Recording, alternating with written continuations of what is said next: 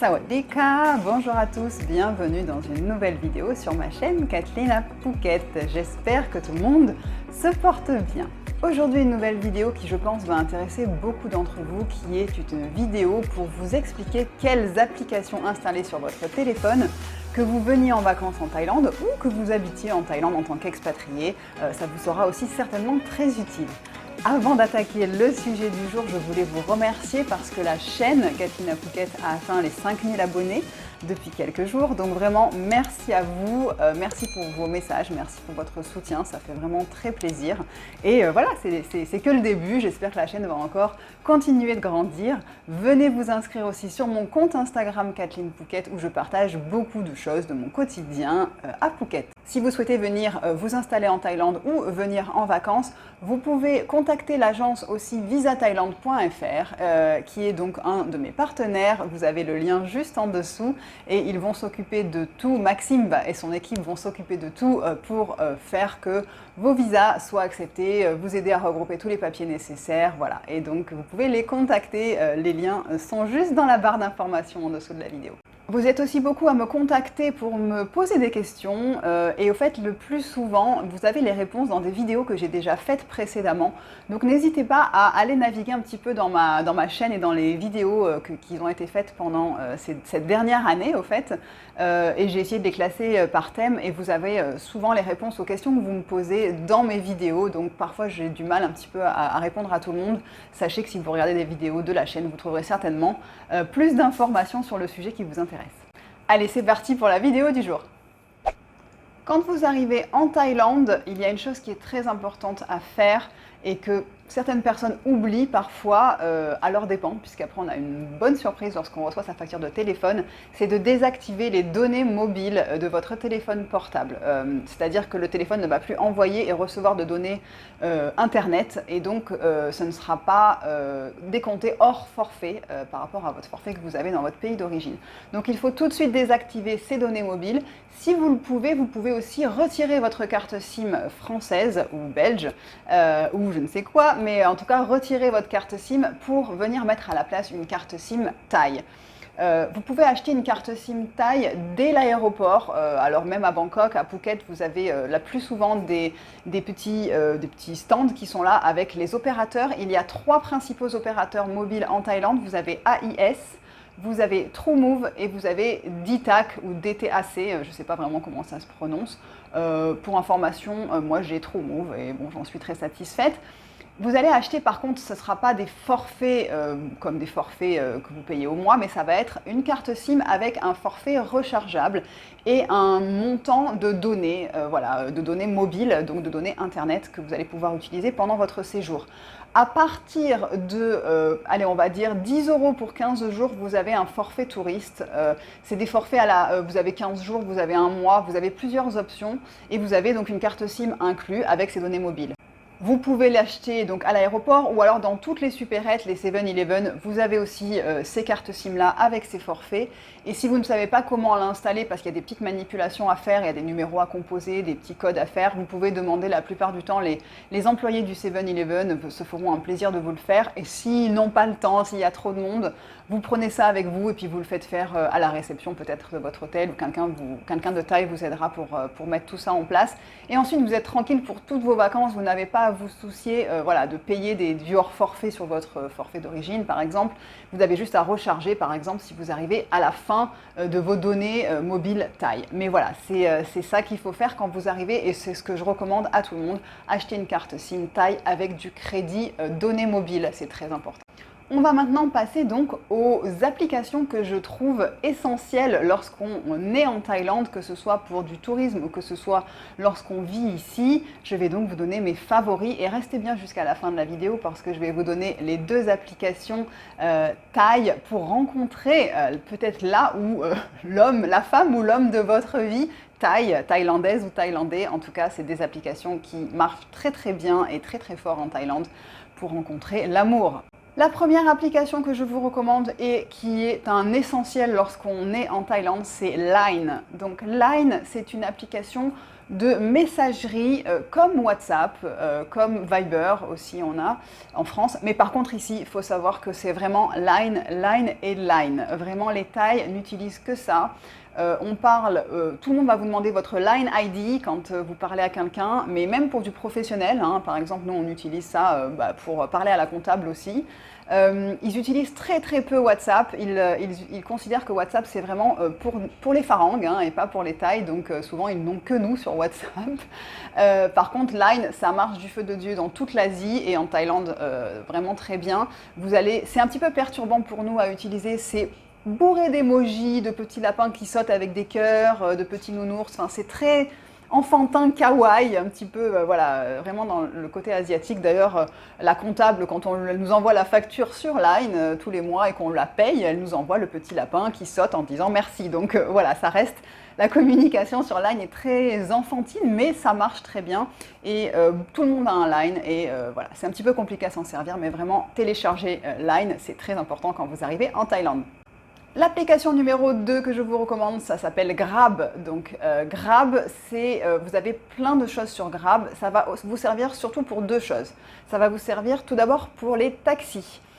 Vous avez Grab Taxi, qui est un peu comme Uber, mais c'est vrai qu'ici on ne l'a pas, en tout cas à Phuket on ne l'a pas.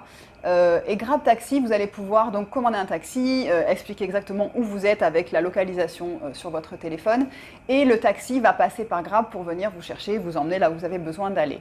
Ce que je vous recommande, si vous avez un taxi, un chauffeur de taxi que vous aimez bien, que vous avez apprécié, qui connaît l'endroit où vous êtes, votre hôtel, votre villa, ensuite, vous prenez son contact direct et vous passez par lui directement pour la suite de votre séjour, au lieu de repasser par Grab et d'avoir un autre chauffeur qui ne saura pas forcément où est votre villa. Et puis au moins, ça évite lui qu'il paye une commission à Grab, vous lui donnez l'argent directement et ça se passera toujours, je pense, mieux comme ça. Donc c'est la petite recommandation que je vous donne si vous téléchargez Grab et que vous utilisez l'application Taxi. Grab est aussi très intéressant pour la nourriture. Alors vous avez Grab Taxi, vous avez Grab Food. Donc là vous avez beaucoup de restaurants qui sont sur Grab Food et vous allez pouvoir commander ce qui vous fait plaisir. Le petit problème, c'est que sur Grab Food, vous avez des restaurants qui parfois thaï n'ont pas mis la traduction en anglais, donc tout est en thaï, donc là vous allez être bloqué. Mais quand même, la plupart des restaurants ont mis l'option thaï et anglais, donc vous allez pouvoir commander. Ça se passe toujours très bien, vous pouvez payer en espèces, donc vous n'avez pas besoin de rentrer une carte bleue ou quoi que ce soit. Quand le livreur arrive, vous le payez et vous mettez la localisation exacte de là où vous êtes. Donc le plus souvent, il vous trouve et il vous demande aussi votre numéro thaï, d'où l'importance d'avoir une carte SIM. Au moins, vous avez un numéro thaï qu'ils pourront appeler si jamais ils ne trouvent pas l'endroit où vous êtes. Concernant la nourriture, on en a deux autres qui sont importantes aussi, qui sont Foodpanda. Donc Foodpanda, vous verrez, Grab c'est vert, Foodpanda c'est rose. Et la dernière dont je vais vous parler est jaune. Donc c'est vrai que Foodpanda c'est pareil, je pense pas qu'ils ont l'application taxi. Foodpanda c'est vraiment pour la nourriture. La dernière s'appelle Aroidi. Aroidi c'est vraiment que sur Phuket. Et c'est limité dans un rayon d'environ 15 km autour de votre lieu de résidence. Donc vous n'allez pas avoir par exemple quelque chose qui a 1 heure de route qui doit vous être proposé sur l'application. Vous avez que les restaurants qui sont quand même un petit peu aux alentours. Donc voilà, pour moi c'est ces trois applications-là qui vont vraiment vous servir. Aroidi, moi c'est ma préférée parce que elle est plus ciblée pour les étrangers. Tout là est en anglais, vous n'avez rien qui est uniquement en thaï. Donc voilà, ils ont un petit peu travaillé ça différemment en pensant plus aux étrangers. Et voilà, moi j'aime beaucoup, moi je suis entre Grab et Aroidi, voilà, c'est mes deux favorites. En parlant de localisation, il y a donc la troisième application dont j'aimerais vous parler qui est Google Maps. Je pense que vous la connaissez certainement, mais ici elle nous sert énormément parce que les adresses fonctionnent de manière complètement bizarre. Si quelqu'un comprend comment les numéros marchent dans les rues, c'est très compliqué. Les numéros, ça va être 52/72 et la maison d'après, ça va être 18/22. Vous dites, ok, je ne comprends pas la logique dans la continuité des maisons. Donc, une adresse, c'est pas 3 avenue du Cerisier. Et la maison d'après, ça va être la 6, si c'est du même côté. Il y a une logique pour nous qu'ici, ils n'ont pas. Et donc, votre adresse ne peut pas être trouvée juste en tapant le numéro de la maison et la localisation. Donc, il va falloir, Google Maps va vous servir beaucoup pour localiser par rapport à un restaurant qui est juste à côté ou quelque chose comme ça pour montrer où vous habitez à un chauffeur de taxi par exemple, à quelqu'un qui doit venir chez vous, qui doit venir... voilà. On envoie tout le temps sa localisation et donc on se sert de Google Maps presque tout le temps pour vraiment localiser le point où on est. Donc Google Maps, très important à avoir dans son téléphone pour tout ce qui est adresse et localisation. Toujours avec Google, je vais vous parler maintenant de Google Translate. Alors ça, vous ne l'avez peut-être pas dans votre téléphone, mais je vous conseille de la télécharger parce que alors, ça va marcher très correctement du français au thaï. Encore mieux si c'est de l'anglais au thaï, mais franchement, c'est très pratique pour communiquer si vous êtes bloqué, parce que les Thaïs vont comprendre, même si le thaï, enfin même si la traduction thaï n'est pas parfaite, en tout cas, il va comprendre ce que vous voulez, ce que vous cherchez à savoir, et il va pouvoir vous répondre lui aussi en thaï, et du coup voilà, il pourra, même en vocal, vous pourrez traduire tout ça, et eux l'ont souvent aussi dans leur téléphone pour traduire en anglais, voilà, dans l'autre sens. Il y a des gens que je connaisse qui n'utilisent que Google Translate, hein, même dans un couple, hein, si les personnes ne parlent pas anglais, vous avez les Thaïs qui communiquent sur Google Translate et les Français qui répondent sur Google Translate et les gens parlent comme ça. C'est un petit peu particulier, mais voilà, en tout cas Google Translate c'est vraiment une application aussi à télécharger avant votre départ en Thaïlande parce qu'elle vous sera certainement très utile. L'application numéro 6 dont je vais vous parler est l'application qui s'appelle XE. Beaucoup d'entre vous la connaissent peut-être parce qu'ils vont sur le site internet pour faire des conversions de devises. Mais ils ont aussi une application qui est super. Vous pouvez mettre le nombre de devises que vous voulez sur cette application et à chaque fois vous tapez par exemple combien fait, donc vous mettez 100 bahts et vous avez l'équivalent en euros, donc 2,50 € en gros, parce que moi je suis restée à ce taux de conversion là qui n'est pas forcément d'actualité voilà, au fil du temps. Et donc souvent même moi je l'ai dans mon téléphone et je m'en sers parce que dès qu'on arrive à des montants un petit peu gros, quand on parle en millions de bahts, j'ai du mal à savoir ce que ça représente en euros. Et pareil, si on me dit un gros montant en euros, si on me dit ah mais la maison je l'ai payée 120 000 €, si quelqu'un me dit combien ça fait en bahts, j'arrive pas à faire ça. Voilà. Donc du coup je m'en sers aussi assez souvent et ça va vous aider pour voir si peut-être on ne vous arnaque pas non plus par rapport à un taux de change, par rapport à ça. Le taux de change est réactualisé toutes les minutes sur l'application, donc vraiment ce sera très précis et ça va vous servir aussi pour au début quand on n'a pas l'habitude de faire les conversions, même pour les petites sommes, c'est vraiment très efficace. On va passer maintenant au shopping et à une application que beaucoup d'entre vous ne connaissent pas parce qu'on ne l'a pas en Europe, mais ici c'est the application à avoir dans son téléphone. Elle s'appelle Lazada. Lazada, c'est l'Amazon, le site comme le site Amazon, comme le site Cdiscount ici. On n'a pas Amazon en Thaïlande, on n'a pas Cdiscount, on a Lazada, on a aussi Shopee, un peu moins fan de Shopee, mais franchement Lazada. Alors Lazada, vous allez vous en servir pour commander tout ce que vous voulez.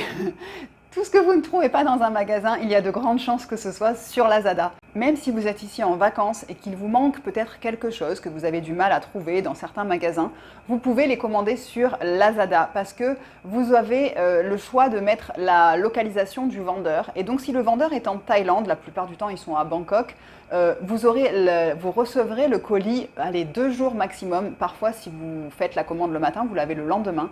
Et si c'est dans l'après-midi, vous l'aurez 2 jours après. C'est super efficace. Donc faites attention par contre à la localisation parce qu'il y a aussi beaucoup de vendeurs qui sont basés en Chine. Et donc si vous commandez en Chine, là par contre ça va mettre environ une quinzaine de jours à arriver. Mais si vous habitez en Thaïlande, pas de problème, vous pouvez attendre une quinzaine de jours pour recevoir quelque chose. En tout cas, on s'en sert très souvent ici et les gens sont tous surpris de voir qu'on n'a pas Amazon et me demandent la plupart du temps mais je veux commander ça, où je le trouve? Je dis Amazon, les frais de port sont fous. Et je dis oui parce qu'Amazon on ne l'a pas en Thaïlande, on se sert de Lazada. C'est très agressif au niveau marketing, il y a des couleurs de partout, il y a des pop-up, c'est assez compliqué, mais on n'a pas le choix et au final on revient toujours à Lazada quand on a besoin de commander quelque chose. Donc vraiment, Lazada, téléchargez-le, ça va vous servir, vous verrez. Vous avez anglais et thaï, donc faites attention de mettre bien la version anglaise. Une application concernant les hôtels, je vais vous recommander de télécharger Agoda. Agoda, voilà, c'est comme booking.com ou hotel.com, mais vraiment moi mon préféré ça reste toujours Agoda et je vois que j'y reviens assez souvent. En tout cas pour la Thaïlande, vous avez plusieurs choix, vous avez des super promotions, vous pouvez mettre plein de critères différents et vous allez pouvoir vraiment choisir les hôtels par quartier en ciblant très précisément l'endroit où vous voulez être avec les options que vous avez voilà, envie d'avoir dans votre hôtel. Donc voilà, en tout cas si vous avez besoin de réserver un hôtel, vous pouvez passer par Agoda. Alors toutes les applications que je vous dis aujourd'hui, je n'ai aucune rémunération, hein. Ils sont trop gros pour se soucier de ma chaîne, mais en tout cas moi c'est vraiment des applications qui me servent. Donc je suis contente voilà, de vous faire partager parce que je pense qu'elles vont vous servir aussi grandement. Il me reste donc les deux dernières applications à vous parler qui sont des applications de rencontres et qui s'appellent Thai Friendly et Thai Cupid. Alors, ce sont des applications comme Tinder, en fait, j'en connais pas d'autres, puisque vraiment, c'est pas mon domaine d'expertise. D'ailleurs, je ne connais pas ces applications, mais on m'en a souvent parlé. Donc, Thai Friendly, Thai Cupid, c'est surtout pour rencontrer des personnes thaï. Donc, vous avez des hommes, des femmes, des ladyboys, mais en tout cas, il y a sur chacune de ces applications environ 3 millions d'abonnés dans le monde entier, pas uniquement en Thaïlande. Donc, c'est la communauté pour rencontrer quelqu'un de thaïlandais ou une thaïlandaise dans le monde entier et après vous pouvez localiser par l'endroit où vous vous trouvez actuellement. Mais ces applications-là sont très très importantes ici. Beaucoup de monde ont des rencontres comme ça sur ces applications qui sont plus ou moins sérieuses. Hein. Vous allez pouvoir peut-être tout de suite arriver à savoir si la personne cherche une rencontre d'une nuit ou quelque chose d'un peu plus sur le long terme. Mais voilà, beaucoup de monde m'ont dit qu'en tout cas ces applications étaient vraiment bien faites. Au niveau des tarifs, par contre, ça je ne me suis pas renseignée au niveau des tarifs si c'est cher ou pas cher, mais avec 3 millions d'abonnés, je pense qu'ils ont les moyens peut-être de mettre quelque chose de assez abordable. Voilà, donc vraiment ces deux applications-là, si vous souhaitez rencontrer l'homme ou la femme de votre vie thaïlandaise ou thaïlandais, eh ben, je vous conseille de télécharger ces deux applications-là. Voilà, je pense qu'on a fait le tour pour moi d'une dizaine d'applications qui étaient indispensables, en tout cas quand on vient en Thaïlande, que ce soit en vacances ou qu'on vient vivre ici, qui vont vraiment vous faciliter la vie. Si vous en avez d'autres auxquelles je n'ai pas pensé, n'hésitez pas à me les lister en dessous, il y en a vraiment beaucoup, hein. Les applications c'est un monde sans fin, donc il y en a toujours des nouvelles qui sortent. Voilà, vous pouvez me dire lesquelles sont vos préférées aussi. La semaine prochaine, je vais vous faire un petit teasing pour vous dire ce qu'on aura la semaine prochaine comme vidéo. On va cuisiner thaï la semaine prochaine, donc je vais vous faire 2 recettes thaï avec une chef cuisinière thaï. Ce sont des recettes assez saines, assez healthy, qui sont bien pour l'été, des choses faciles à faire que vous pourrez reproduire facilement chez vous en Europe. Donc voilà. Sinon, j'espère que la vidéo vous aura plu, j'espère qu'elle vous sera utile. Encore merci pour les 5000 abonnés et vos messages d'encouragement que je reçois pratiquement tous les jours maintenant quand même. Donc vraiment, ça me fait chaud au cœur. Je vous souhaite une très très belle journée et je vous dis à la semaine prochaine pour une nouvelle vidéo. Bye bye!